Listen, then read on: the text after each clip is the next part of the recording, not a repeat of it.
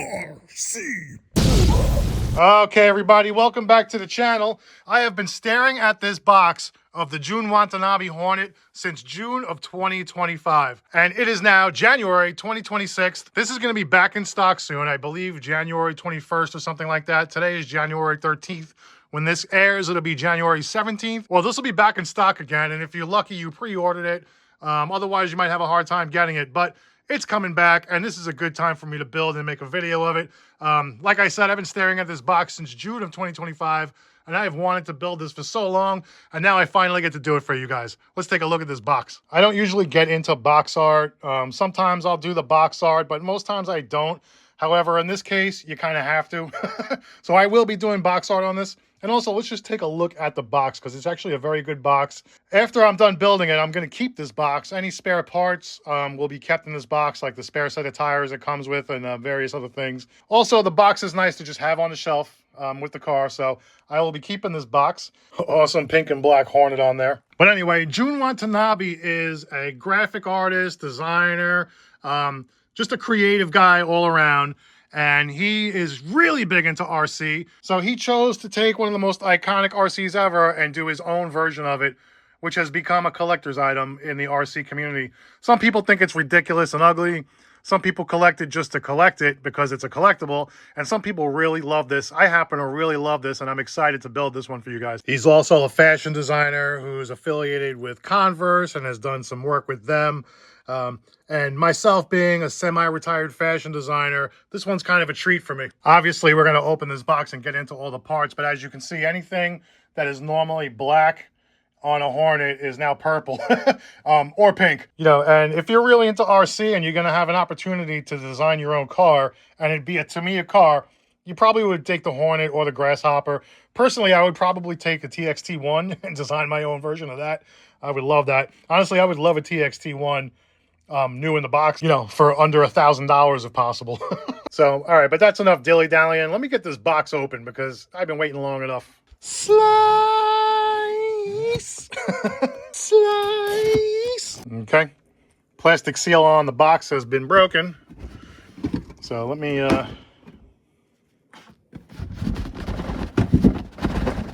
alrighty. Ooh, wow, nice.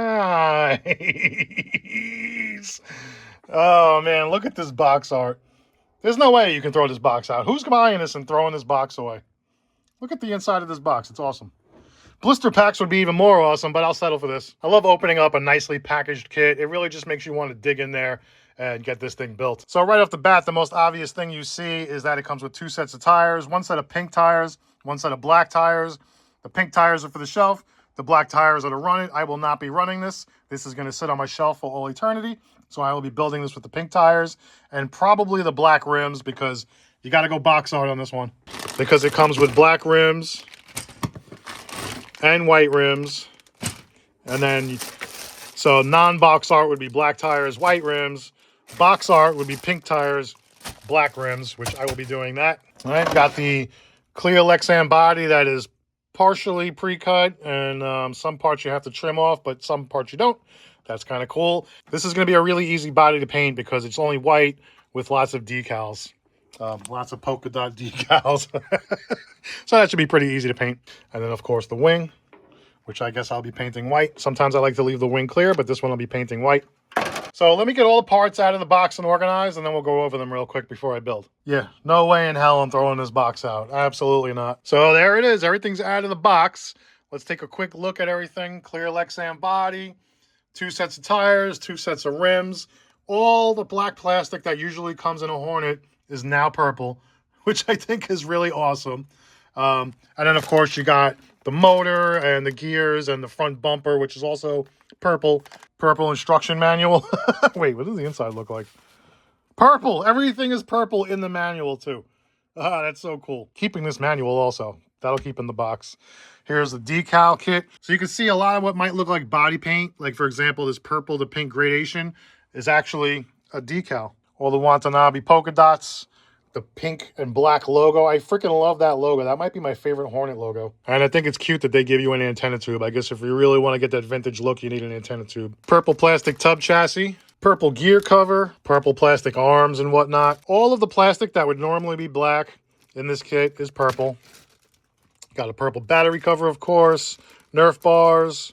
There's the driver figure, which I'll have to paint. Am I going to paint it to look like that? I don't know. We'll see. I don't know if I'm going to do... That'll probably be the one thing I don't do box art of. I'm not going to have a pink and purple, black and white car and then have a red helmet on this guy. That doesn't make any sense. So I probably will do a purple or a pink helmet. I'm sure I got the color I need right there. Let me see. That's pretty dang close right there. So that's probably going to be my helmet color right there. I would definitely say a beginner can build this kit. Really not a whole lot to it. Tamiya's instructions are usually pretty good. This kit comes with bushings, which is ridiculous. But I do happen to have lots of different bearing sets here. So I think, what is that, TTO2? What do I got? DTO3. I don't know. I'm sure I have bearings somewhere that I could put in this kit. So first thing I'm going to do is get everything out of the plastic and organized. I'm going to put a coat of paint on this so that the paint can dry as I wrench. I'll just keep adding paint layer by layer until I've run out of the whole can. I actually have 2 cans of white here. I think there's probably a half a can there, so I'll probably have to open up that other can. But I digress. Anyway, I'm going to do a layer of paint, wrench a little bit, layer of paint, wrench a little bit, layer of paint, so that by the time I'm done building, the body's all done, and it's just an efficient way to build. Some people will do the body and focus on it, and then do the chassis and focus on that.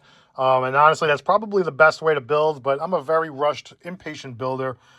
I know it's not good, but it's just how I am. I try to stay focused and move slowly, but I end up rushing through builds sometimes, and it's not very good for the build.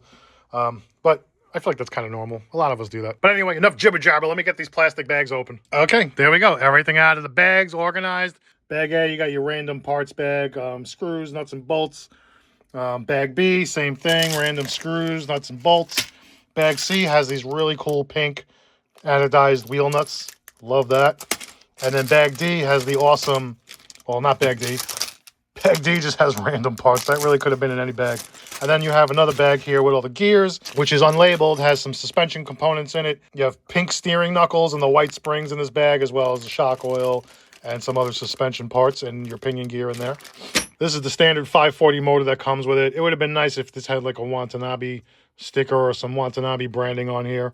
But you don't really see the motor anyway, so I guess that's why they didn't do it. But that would have been a nice little detailed touch to have a little collectible motor in this package also. But can't have everything, guys. At least not for 117 bucks or whatever it was I paid for this. Also, just a little tip. Usually all these parts, they come in a lot of bags. I will usually save one bag so that any extra parts that are left will go in that one bag, and then that sits in the box. For example, I'm not using those, so those are just going to sit in the box there. So yeah, this is the heaviest plastic bag that was in there, so I'm going to keep this bag. Anything that's left after the build goes in this bag and then goes in the box. All right, I said it before, I'm going to say it again now. I love the purple print in the manual. It's just a nice little detailed touch to a collectible kit. So it looks like step one is the gearbox. So let me get started on that. Oh yeah, that's going to be awesome. Okay, I got the gears out of the bag. I don't remember these gears being so beefy. Look at the gauge of these gears. Look at these deep ridges in here. I don't know what size gears these are, but these are like massive. I don't want to say massive gears, but the teeth. Look at the size of these teeth on this gear. I don't remember the Hornet having gears like that. Does every Hornet have these gears, or is it just the Watanabe edition? I imagine it's every Hornet, but I guess it's been a while since I built a Hornet. I don't remember these gears looking like this. Holy moly. By the way, guys, if you don't already, get yourself a pair of flush cutters or sprue cutters. This way, when you're cutting your parts trees, it gets real flush against the part there, and it's less flashing left after you snip it. You might have to go in there and maybe sand it down a little bit just to get whatever off, but this is a good way to get those parts trees trimmed up nice and flush. Also, most Tamiya kits are Phillips head, at least these like entry-level beginner kits. Most of them are Phillips head screws, so get yourself the appropriate Tamiya screwdriver. For some reason, Tamiya tools work better on Tamiya screws. I don't know why. Maybe it's just an illusion, but I just find that Tamiya tools work nice on Tamiya kits. This little plastic piece B1 says oil on it. You gotta love it. You gotta love it. 5 minutes later, gearbox is done. Check out that purple plastic. It's pretty cool. Okay, got the motor mounted, and I gotta tell you, I gladly would have paid a couple of dollars more for something more decorative on this motor. Even a sticker, some sort of novelty motor for this. It's kind of a huge miss, I think, for this kit. Everything is so awesome on this kit and well thought out, and then you give us this junk motor.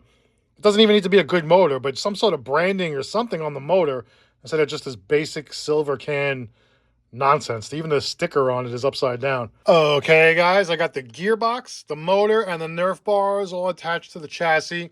I decided to just use the bushings in the kit because why Frankenstein all these bearings together to squeeze into this kit when I'm not even going to run it?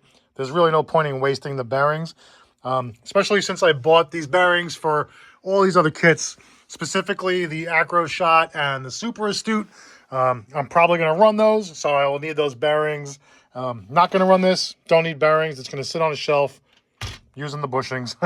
Okay, it's time to build the shocks, and it'll be easy enough. However, I don't think I'm going to put any of the oil in the shocks because I'm not going to run it. It's just going to sit on a shelf, and that oil will eventually leak out. So there's really no point in putting oil in the shocks for a shelf queen. Another must-have tool for me is a pair of shock shaft pliers. This allows you to grip the shock shaft and twist on the ball ends without scuffing up the shock shaft. So you can really grab the shock shaft and hold on to it tightly without ruining it. Just makes it a lot easier to screw on those ball ends, you know? Which are purple plastic on this kit, by the way. Okay, here we go. Nice set of shocks. Take a look at these guys. Purple plastic, silver aluminum, white springs. These are actually pretty nice, guys. Okie dokie, rear springs are on, gearbox is attached to the chassis, Nerf bars are attached. So far, so good. I'm a very experienced builder, and you're looking at about 45 minutes worth of work here. So far, so good, guys. Let's keep going. Okay, guys, starting to look like something. It's actually looking like an RC car. If I ever lose my mind and decide to run this, I'll put the electronics in, but I am not running this. I am not going to put any receiver or transmitter in here. Not going to put a steering servo. If I do put a steering servo, it'll be a dummy servo just to keep the wheels from flapping around. All right, cool beans. Going to get started on these tires. They screw together like beadlocks. Woo! These tires are funny.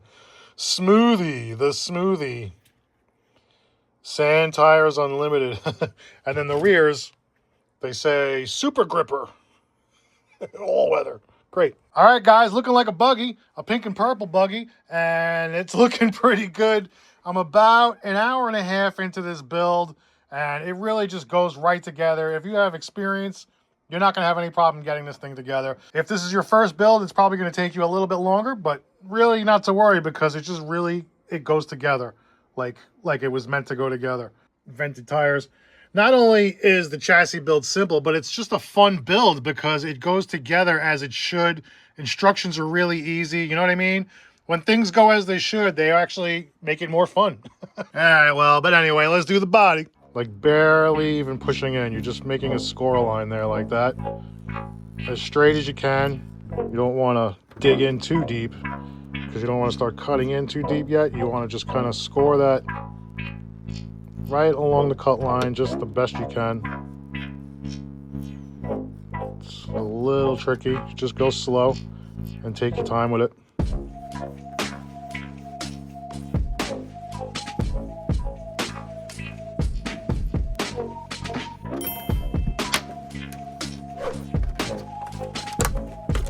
There we go.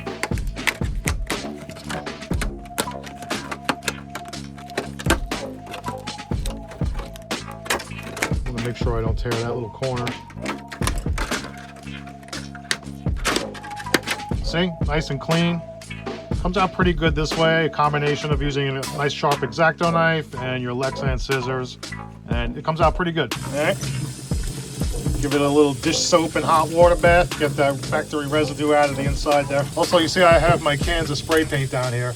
It's really cold in my shop because it's a basement shop, and these spray paint cans get really cold down here. So I soak them in warm water a little bit just to heat the cans up. Not like making them hot, just, you know, bringing them up to room temp, and then you shake them up real good. This way they spray nice and smooth.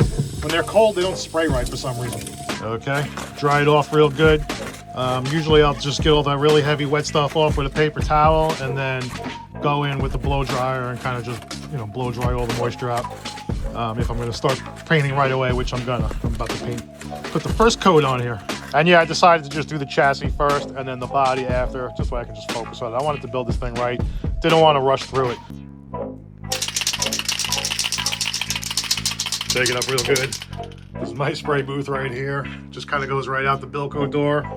So when I spray the fan, and then it kind of just goes right out. All right, do a little test spray. Pretty good. Let's get that first thin coat on there.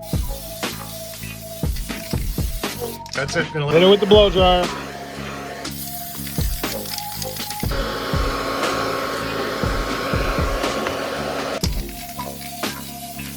Hitting it with the blow dryer.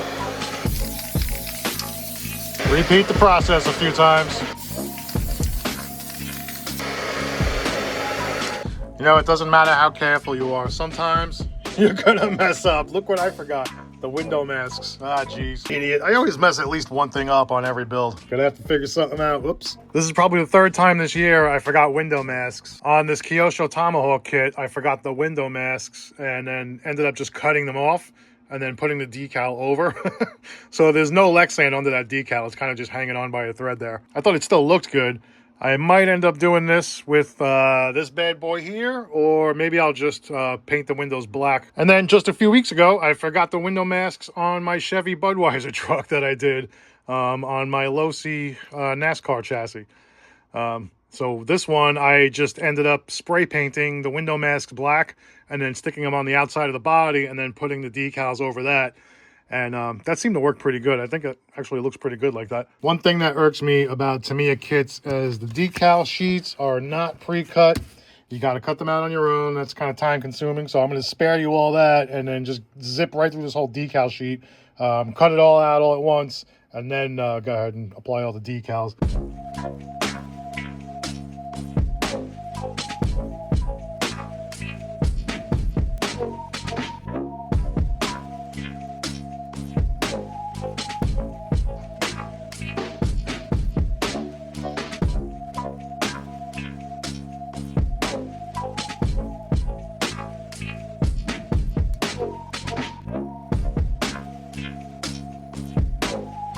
I actually change X-Acto blades very often when I'm doing decal sheets, especially big intensive ones like this. For some reason, even the slightest little change in the tip, you notice it on these decal sheets, so I'm constantly changing blades. It's nice and sharp. You don't really even push down, you kind of just gliding it along the line. Alrighty, everybody's favorite thing to do. For some reason, when I do it, it always seems to come off in little shreds. I can never get one clean piece. Let's see. Let's see if I can get a nice clean peel here. Nope, not gonna happen.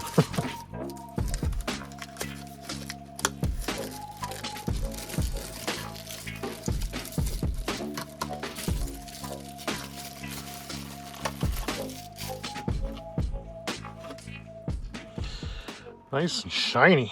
Aside from the windows painted in, it looks pretty good. Just gonna pop this on for now, just to get an idea of what we're working with. That's the first time I actually put that on there. Oh, pretty cool. Okay, decal by numbers, let's go. All right, the first Watanabe decal is off the sheet.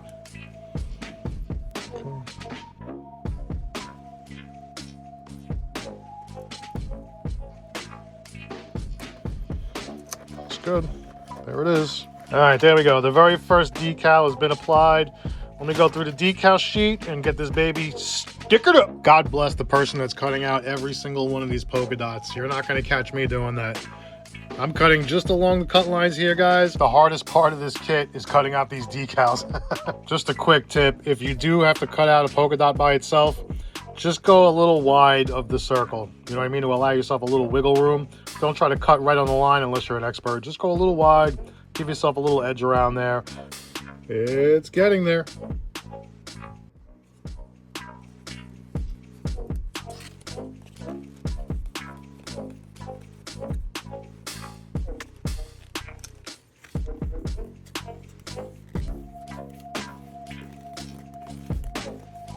Well, because there's a driver figure that's got to go in here, I have to cut these windows out. Oh well. I could get a Q-tip and some paint thinner and kind of just wipe away that paint on the inside, but I think I'm gonna just cut them out. Boom, that's much better. Looks great. I'm gonna leave the rear window in and then put the Hornet decal on there. I actually just decided to do that because that logo is actually too big. Decided to go with the pink and black Hornet because that one's a little too big, so that one actually fits perfectly on there. Okay, guys, we are in the home stretch. I got the bodies painted, the decals are on, the chassis assembled. All I have left to do is paint the driver figure, which I don't think that's going to be too tough. I'm going to leave most of it white. I'm going to paint the seatbelt strap purple. I'm going to paint the helmet purple. I'll probably just give them a black edge around the mask there. Maybe some black buckles on there, and then screw them to the underside of the body. You put a screw right through the top of the body into the top of his head, and that's how the driver figure sits in there. So let me get painting.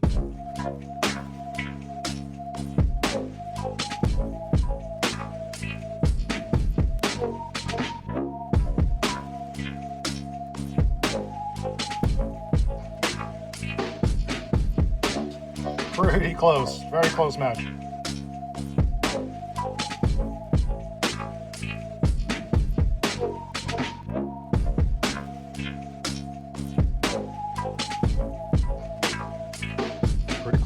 Pretty close to the exact same purple. Okay, I gave the driver's torso body area a quick shot of white. Now I'm gonna do the seatbelt buckle straps purple, and did a wonderful job screwing it up.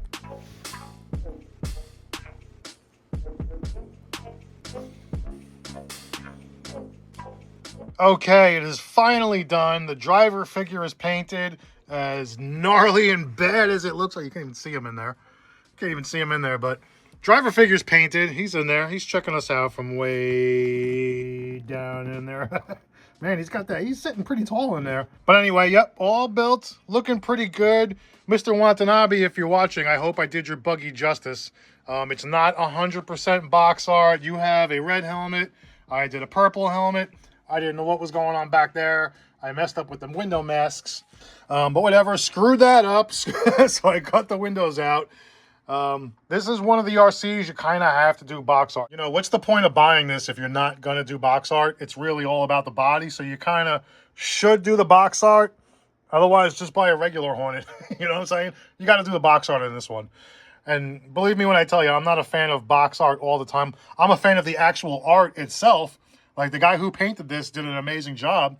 And, you know, even painted these motion lines, I believe that's painted. It takes a lot of skill to actually paint this art for the boxes. However, this is one of those rare times you really need to do box art, because why did you buy this if you're not going to do the box art? And believe me, I don't always do box art. Not a huge fan of box art mostly. But however, I went box art on this. Gotcha. I've seen some of these painted up to look vintage, but I mean, it's the clear edition. You got to go box art. And then the only other time I really went box art was on my Kyosho Tomahawk, and it's not 100% box art because I have a scorpion wing on the back of it because the Tomahawk doesn't come with a wing. But anyway, I think it looks like the box. Pretty darn close. But yeah, if you're a beginner, this is a great buggy to build. Even if you don't get the Jun Watanabe version, just get the regular Tamiya Hornet. It's a fun build, especially if it's your first build. This is a great way to get yourself introduced into the hobby with an opening price point Tamiya kit, especially buggies, man. Buggies from Tamiya, they just go together great and they're fun. And you can run them, and they do, you know, you're not going to be launching them 20 feet in the air, but you can just bash around the front of your house, you know, just have fun with it. Or you could throw it on the shelf, doesn't matter. Tamiya kits are some of the best kits to get started in the hobby with. So I like to promote anything from Tamiya that I can. We got to bring people into this hobby, not drive them away, you know? And let me reiterate, there is nothing wrong with the Shelf Queen, guys. If you want to build something and put it on the shelf, don't let people tell you you can't. You can do that. Build it, put it on a shelf, look at it, enjoy it. That's what it's there for. It looks awesome. Especially this one, because this is a great collector's item. You don't really get a lot of opportunities to have something in the RC community where you have somebody like a fashion designer collaborating with a big company and, you know, doing something awesome like this. It almost never happens that somebody outside of the RC industry is designing an RC car. So this is a really cool thing to me. And doing things like that really helps promote this hobby. So by the time you see this video, it'll be January 17th, 2026. I just looked again. This is actually going to be back out January 22nd, 2026. So if you want this, I think you should pre-order now. Maybe you'll get it. I don't know if all the pre-orders are spoken for yet, but if you want to get one, this is going to be available again soon. I'm sure it's going to go very quickly. So maybe try to get it now. Put your back order in, your pre-order in, or whatever. And maybe you'll get it. If not, you're going to be on eBay paying double the price, because this is only like 100. When I bought it last year, it was 117. I think it's up to 119 now, which is still a great deal for a collector's item. I know some people are buying two, keeping one in the box as a collectible, and then building one as a shelf queen. I was thinking about keeping this in the box, and then I asked you guys, you told me to build it, so guess what? I built it. And I'm very happy I did, because I think this thing is awesome. I can't wait to put it with the rest of my Tamiya buggies and start building the next thing. But yeah, Mr. Watanabe, I hope I did your buggy justice. But yeah, guys, thank you so much for watching. I'm glad that you stuck with me through this whole video, and I really appreciate all my subscribers. I just want you guys to know that. And if you're new to the channel, please subscribe, because you get lots of build videos like this. I do lots of unboxing videos and bash videos and all that fun stuff. And thanks for watching, guys. Don't forget, love you, bye. RC.